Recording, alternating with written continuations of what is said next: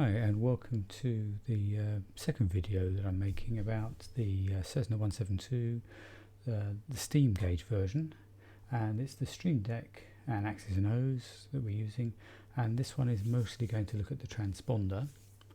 But before I get into the transponder, I left the last one with a small problem with the nav GPS switch.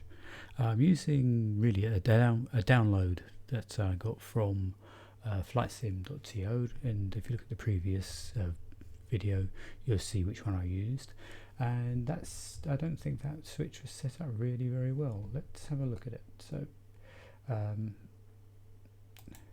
it's this switch here that I'm looking at, the nav GPS switch, and the problem was, if I bring up my Stream Deck, I'm going to put it in a window up here so it's permanently up, and it's and I'll bring up the actual Stream Deck software. This is the one that was programmed by the author that put it up, Mr. Rossetti, put it up onto flightsim.to, and he's done it as a on-off event, and it works. If you click on the button, I shall click on this button here, and if you watch here, that nav GPS will swap over quite happily, so the button works. There's gone to GPS and back to nav mode. But if I click on the actual screen, again keeping your eye on the gauge, it's changed on the screen, but it hasn't changed on the Stream Deck because they've used the on-off event, and that's got no way of reading a variable, it just writes. So I've done another version here, and this one is using an on-off, not an on-off event, just on-off, and it's exactly the same code, that it's going to toggle the GPS drives, and the on value is 1, and the off value that it's going to write is a 0. So toggling the GPS drives works, but we can read that variable back. So the on value is 1, and we can have the two states here. So we've got the nav state there and the GPS state there. So if you keep an eye on this one here, this is my version. So again, if I press the key on the Stream Deck, it swaps between nav and GPS. But equally, if I do it on the screen, that also toggles. They're both in sync, so that's fine. So I'm going to go back to here, and we'll delete that one and put my improved version here. So that's the fix for that. That's fixed. So it was the transponder really is the next thing. So the transponder is I drove with the multi-action, so that it will go to a profile called the transponder, and I'm using a hotkey here so that it brings the view in. Don't like using hotkeys. I will come and adjust that later on. It's I've done that before, you've seen that in a previous video, but for now I'll go with that. So into the transponder, and you see that it didn't change the view as you hoped it would do. So let's bring the transponder into view.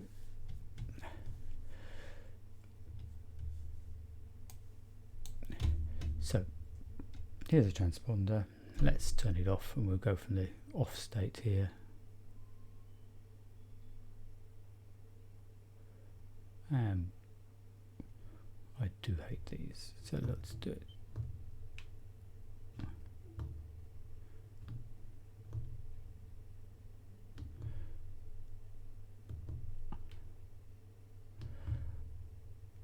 Right, I'll explain what I did there later in a minute, but let's get so I can see things on my own screen here. Right.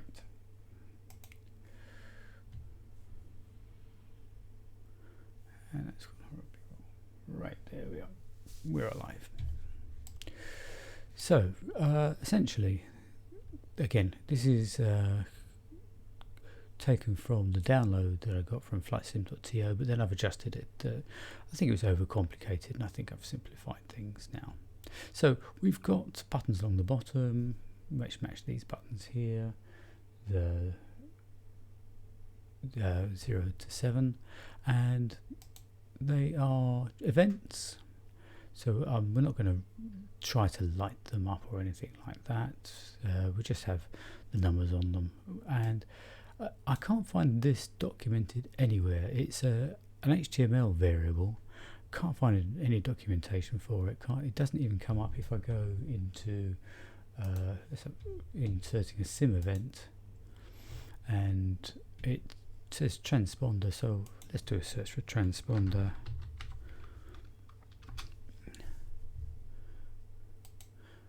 And nothing comes up for HTML variables. It's not there at all. Let's clear that filter. Let's go and look at the HTML variables.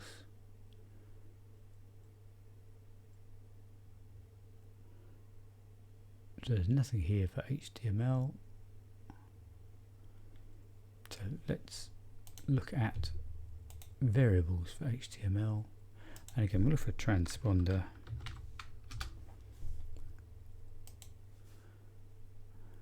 And in the HTML variables, it's only got transponder, code, increment, and decrement. So you can change that, but it's changing it one at a time. It just doesn't work. It's no good. But it seems that if you use H and do transponder 0, that's equivalent as doing 0 for this button here. The HTML code transponder 1, 2, 3. It works. Well done, Mr. Rossetti, whoever you are. You've got that in there. I pinched the idea. It works. No idea why it's not documented. It's one of those weird ones. But if you... Let's tidy up a little bit here. Get some stuff off. Right, so here's our transponder. And if we turn the transponder on...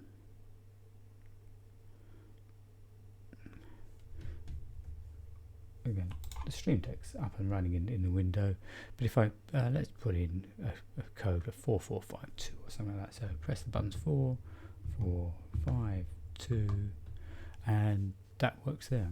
Let's bring my Stream Deck in again so I can point to it. So it don't need it really on the Stream Deck here, but you can read that variable in a text gauge for transponder, and it's transponder number. You can have more than one transponder. It's a number, and it puts it up as text, so that's possible there. I'll let you explore. If you download it and explore it yourself, you can see that he's actually done some code here, so that when we're in different modes. So if we put it into standby mode, let's go to standby mode. And then if you look at the Stream Deck, it says it's in standby, test mode, on. So it does show the various modes, but it's not necessary to have that on the Stream Deck. The essentials for the Stream Deck, as far as I'm concerned, we're going to put the numbers in. VFR, if you press transponder VFR, I'll just press that and you watch what happens on there. If you press the VFR,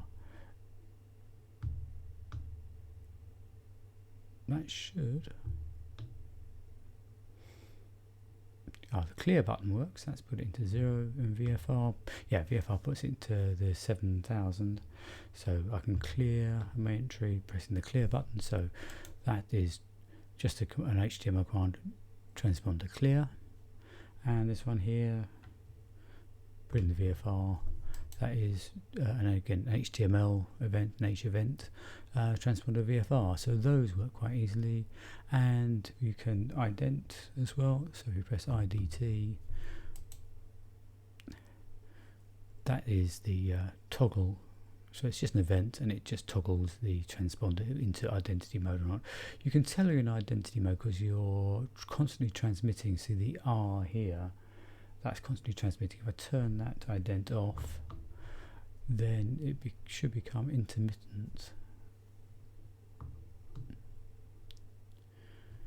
So it's showing you when you're getting a ping from the service and you're responding to it. If I put it back into IDT mode, that should become constant. That's it now, constant, because we're constantly transmitting. So I'll put it back into, there we are, so we toggle that back. Okay, so that works, the IDT button there. This gauge here is interesting. So this shows which mode you're in, and so it's reading that variable there. Again, this is the work from Mr. Rossetti that I downloaded it from, and you've got various variables that it's reading and doing things with.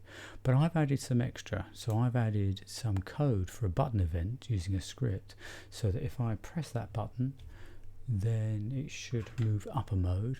So it should go from the on mode to the alt mode. It's a bit flaky today. Let's have a look what's going on.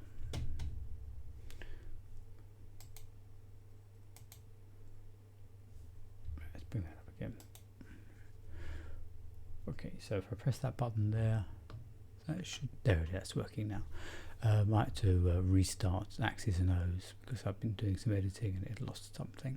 Okay, so I've got one button there, the short button takes it up quickly through the states, but I've also got a long press version which takes it down. So if I hold that down, it's now gone to on, to test mode, standby, off, because to be honest you don't really turn it off very often, so I'm quite happy to have a long press for that, just so we can turn it off. But I can turn it back on with short presses, so a short press should take it through the various modes, and that's working fine. So let's have a look at that script. I've got it laid out in PowerPoint. Let's move on here. These are the two scripts I've got. This is the short one, so it finds the transponder state and it checks if the state is less than 4. So this is the reverse Polish notation. That's the value 1, whatever the state of transponder 1 is, and this is number 4, and it compares the two. So 4 is the maximum state, so I don't want it to do anything if it's already at 4. I don't want it to try and write a 5. So if it's less than 4, get the transponder state, add 1 to it, so there's the transponder state 1, add, and then write that value back to the transponder state. Okay, so if it was a 2, it would find it 2 and then add 1 to it and write 3 to it. And this is the other script, the opposite script for the long press. So find the transponder state, and if it's bigger than 0, then take 1 off of it, so there's the 1 minus, and write it back. If it's at 0, don't do anything, it's already there, it doesn't need to go any further. Okay, so that one is the increment and that one is the decrease, the decrement version of the two. So that's really it for the transponder. Let's go back and have a look at that transponder again. So the buttons here, just to recap, the buttons are done on the Stream Deck using an event and transponder 0, 1, 2. It doesn't build on here as you put the numbers in. Let's put in 5432 as my code. So let's put 5, 4. You can see it building here on the screen. 3, 2, and there's my code in, and now it reads that code. So that's okay. And the VFR button takes it straight to 7000. So when you go, if you cancel your flight plan, go to VFR, we can clear it. Should be able to clear it. That button there should clear that. There we are, it's cleared that. And we've got the ident. And then we've got the gauge here which shows which mode we're in, and the buttons to allow us to press that and take us through the various modes. And that's it for the transponder. Okay. So we'll move on in the next one to looking at how we use the X-Touch MIDI controller, and we'll be emulating the 2 different GPS devices. We'll have a go at the autopilot, the various controls on here. There's a lot to do on the X-Touch Mini. So all these various knobs have to be simulated, and the ADF frequency changes, we'll get that all programmed up into my X-Touch Mini. So it's going to be 3 or 4 videos probably to get that sorted. Okay, I'll see you next time.